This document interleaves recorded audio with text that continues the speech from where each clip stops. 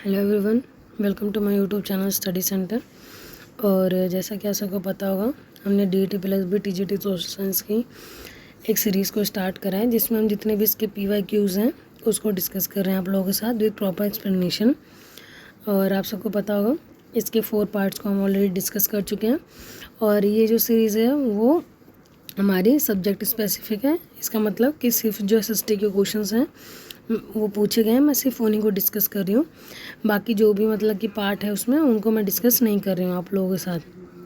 तो अगर आपने मेरी प्रीवियस वीडियोस को नहीं देखा है तो हर एक वीडियो के डिस्क्रिप्शन में मैं पूरे प्लेलिस्ट की लिंक शेयर करती जा रही हूँ। आप उस प्लेलिस्ट को ज़रूर एक बार देख लीजिए अगर आप DET plus TGT social science के लिए प्रिपेयर कर रहे हैं। पेपर 2 के सारे क्वेश्चन मैं डिस्कस कर रही हूँ जो SST से क्या है हमारे रिलेटेड हैं। तो चलिए स्टार्ट करते हैं आज की सीरीज़ को। और अगर आप फर्स्ट टाइम विजिट कर रहे हैं तो इस वीडियो को लाइक और चैनल को सब्सक्राइब करना ना भूलें।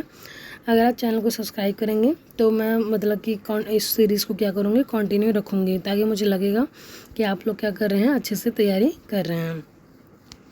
तो चलिए स्टार्ट करते हैं आज की सीरीज़ को। हमारा फर्स्ट क्वेश्चन है, दैट इज़ अप्रैल 1963 तक नेपाल में पंचायत प्रणाली पूरी तरह से शुरू हो गई थी। इस प्रणाली के संदर्भ में निम्नलिखित में से कौन सा कथन सही है।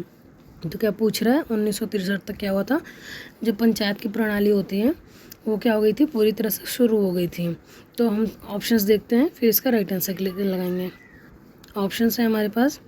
फर्स्ट ऑप्शन क्या कह रहा है, इसे राजा महेंद्र ने शाही तख्तापलट के बाद स्थापित किया था पंचायत प्रणाली को, या फिर यह दल विहीन प्रणाली थी, या फिर यह दो स्तरीय प्रणाली थी। तो केवल तीसरा सही है, केवल दूसरा सही है, पहला तथा तीसरा या फिर पहला तथा दूसरा।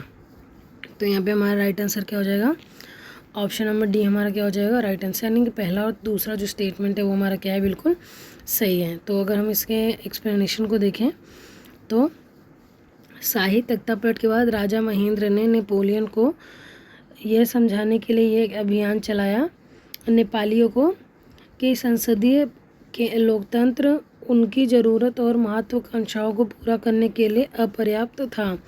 पंचायत लोकतंत्र की सबसे उल्लेखनीय विशेषता यह थी कि इसे एक ऐसी व्यवस्था का गठन किया जो राजनीतिक दलों से रहित है। पंचायत प्रणाली त्रिस्तरीय प्रणाली होती है। बाद की सभी पंचायतें अपने सदस्य से नीचे के स्तर द्वारा चुनी गईं और इसमें क्या है, 75 जिलों का क्या किया गया, विकास किया गया था। और अप्रैल 1963 तक पंचायत प्रणाली पूरी तरह से क्या हो गई थी, कार्य कर रही थी नेपाल में। नेक्स्ट क्वेश्चन भी हमारे नेपाल से रिलेटेड है, दैट इज़ नेपाल के इतिहास में पहला राष्ट्रीय चुनाव का आयोजन डैश में किया गया था। तो 1940 में या 1966 में, 1959 में या फिर 1950 में। हमारा राइट आंसर क्या हो जाएगा, ऑप्शन नंबर बी हमारा क्या हो जाएगा राइट आंसर। तो शाही संविधान में संसदीय ढांचे के साथ एक संवैधानिक राजतंत्र की कल्पना की थी। इसने द्विसदनीय विधायिका, प्रधानमंत्री कार्यालय और मंत्रिपरिषद जैसे प्रतिनिधित्वकारी संस्थाओं की स्थापना की। इसने राजा को सभी क्षेत्रों में अप्रतिबंधित और भारी अधिकार दिया। फरवरी 1959 में पहले राष्ट्रीय चुनाव हुए और नेपाली कांग्रेस ने पर्याप्त बहुमत हासिल किया। BP कोइराला क्या बने थे, इनके पहले प्रधानमंत्री चुने गए थे। और इलेक्शन कब हुआ था, 1959 के फरवरी में। नेक्स्ट क्वेश्चन है हमारा क्वेश्चन नंबर 3, भारत में प्रत्येक डैश वर्ष की समाप्ति के बाद एक वित्त आयोग का गठन किया जाता है, दूसरे, पाँचवें, तीसरे या फिर चौथे। तो हमारा राइट आंसर क्या हो जाएगा, ऑप्शन नंबर सी हमारा क्या हो जाएगा राइट आंसर। तो आपको पता होगा कि भारत में जो भी मतलब कि मोस्टली चीज़ें जो होती हैं वो 5 साल के लिए बनती हैं। तो वित्त आयोग एक संवैधानिक निकाय है जो केंद्र और राज्यों के बीच कर आय को वितरित करने की विधि और सूत्र निर्धारण करता है। संविधान के अनुच्छेद 280 के तहत भारत के राष्ट्रपति द्वारा एक वित्त आयोग का गठन किया जाता है। हर 5 साल में वित्त आयोग का पुनर्गठन होता है। नवंबर 2017 में भारत के राष्ट्रपति ने 15वें वित्त आयोग का क्या किया था, गठन किया था, जिसके अध्यक्ष AK सिंह बने थे।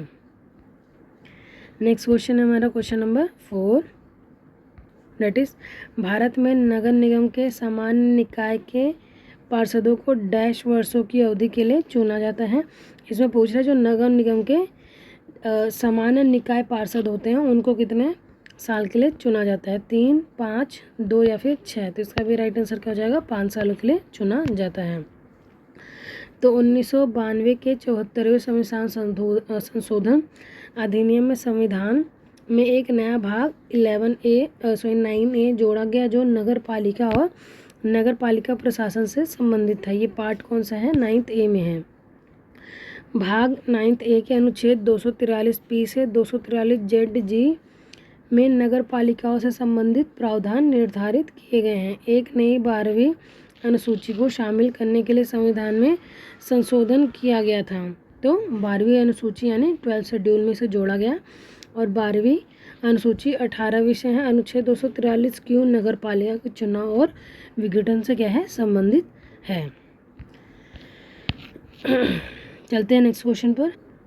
नेक्स्ट क्वेश्चन है हमारा क्वेश्चन नंबर 5। ये क्या कह रहा है कि संवैधानिक संशोधन अधिनियम ने मूल अधिकारों से संविधान संपत्ति का अधिकार जो है वो हटाया था। तो आप सबको पता होगा पहले हमारे पास 7 फंडामेंटल राइट्स थे जिसमें राइट टू प्रॉपर्टी क्या था, एक फंडामेंटल राइट था, लेकिन इसे फंडामेंटल राइट से हटा के लीगल राइट्स में डाल दिया गया है। तो पूछ रहा कौन सा कॉन्स्टिट्यूशन अमेंडमेंट था, 44th, 86th या फिर 52। तो हमारा राइट आंसर क्या हो जाएगा, ऑप्शन नंबर ए हमारा क्या हो जाएगा राइट आंसर। तो संपत्ति का अधिकार को 44वें संविधान संशोधन अधिनियम 1978 द्वारा मौलिक अधिकारों की सूची से हटा दिया गया। 44वां संशोधन अधिनियम जून सितंबर 1979 में लागू हुआ।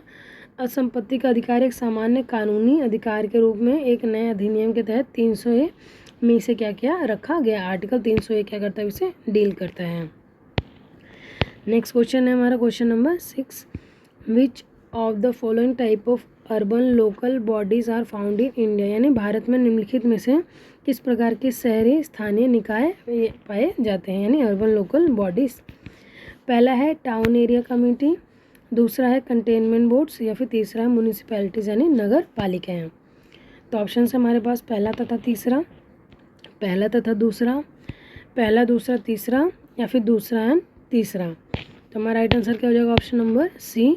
तो 1992 के का 74वां संशोधन अधिनियम शहरों और कस्बों में नगर पालिका सुशासन के विस्तार के भारत के प्रयासों में एक महत्वपूर्ण क्षण था। भारतीय संविधान का अनुच्छेद 243Q नगर पालिकाओं से संबंधित है। अनुच्छेद 243R के अनुसार नगर पालिका और सभी सदस्यों की संरचना सीधे नगर क्षेत्र के नागरिकों द्वारा चुनी जाएगी। अब देखते हैं कुछ शहरी सरकारों के प्रकार देखते हैं। पहला है हमारा नगर पालिका, नगर निगम, अधिसूचित क्षेत्र सीमित, town area committee, containment boards, बस्ती, पतन न्याय, विशेष प्रयोजन संस्था। भारत में प्रथम नगर निगम की स्थापना 1668 मद्रास में हुई थी। तो ये आप याद रखेंगे 1668 में और मद्रास में हुई थी। नेक्स्ट क्वेश्चन है हमारा question number 7। Which article of Indian constitution given its citizen freedom to manage religious affair, यानी कौन सा अनुच्छेद उनको बोलता है कि आप फ्रीडम जो उनका क्या कहते हैं रिलीजियस अफेयर है उन्हें मैनेज करने के लिए क्या है वो फ्री हैं, यानी धार्मिक मामलों के प्रबंधन की उन्हें क्या दी गई है, स्वतंत्रता दी गई है। तो आर्टिकल 17, 26, 24 या फिर 20। तो हमारा राइट आंसर क्या हो जाएगा, ऑप्शन नंबर बी हमारा क्या हो जाएगा राइट आंसर। भारतीय संविधान का अनुच्छेद 25 से 28 सभी भारतीयों को धर्म की स्वतंत्रता के अधिकार की गारंटी देता है। धार्मिक मामलों के प्रबंधन के अधिकार की गारंटी भारतीय संविधान के अनुच्छेद 26 द्वारा दी गई है। यह प्रत्येक धार्मिक समूह को धार्मिक और परोपकारी संस्थाओं को स्थापित करने और बनाए रखने का अधिकार देता है। यह धार्मिक संप्रदायों को अपने धार्मिक मामलों का संचालन करने का अधिकार भी देता है। प्रत्येक धार्मिक संप्रदाय को चल और अचल संपत्ति के स्वामित्व और अधिग्रहण के साथ साथ ऐसी संपत्ति का प्रशासन करने का अधिकार भी देता है। अनुच्छेद 26 उन अधिकारों की गारंटी देता है। नेक्स्ट क्वेश्चन है हमारा क्वेश्चन नंबर 8। भारत में संघ के लिए एक संसद में डैश होते हैं, भारत के राष्ट्रपति, राज्यसभा, लोकसभा।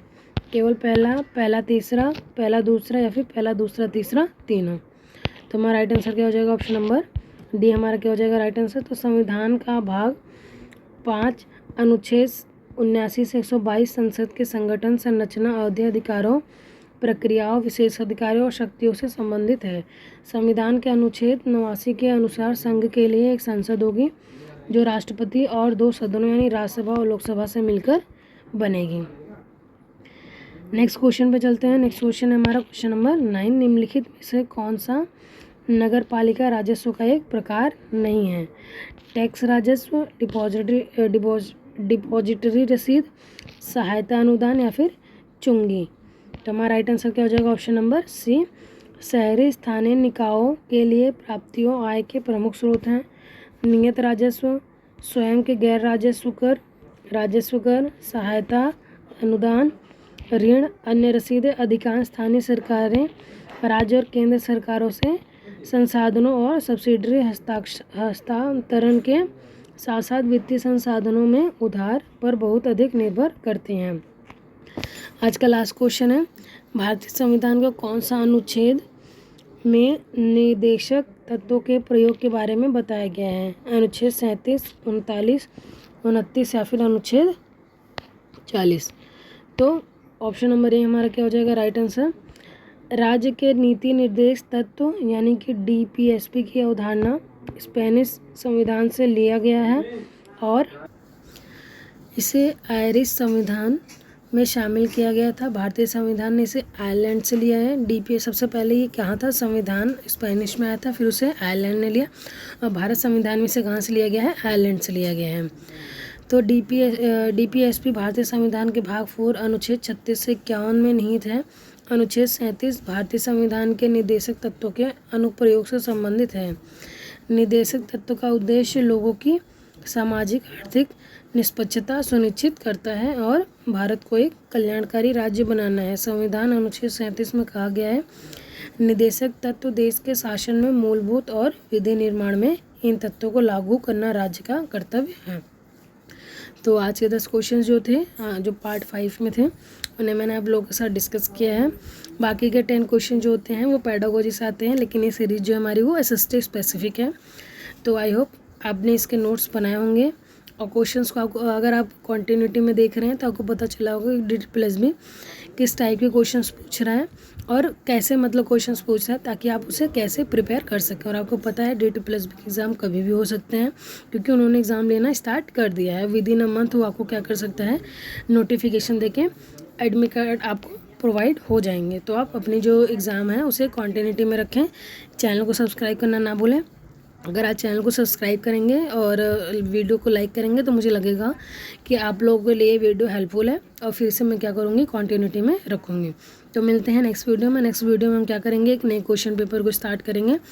और आप बताइए कि इस वीडियो में जो एक्सप्लेनेशन मैं प्रोवाइड कर रही हूँ वो सही है या फिर जो DT+ की वेबसाइट से मैं क्वेश्चन आपको तैयारी करवा सकती हूँ। तो मिलते हैं नेक्स्ट वीडियो में नेक्स्ट क्वेश्चन पेपर के साथ।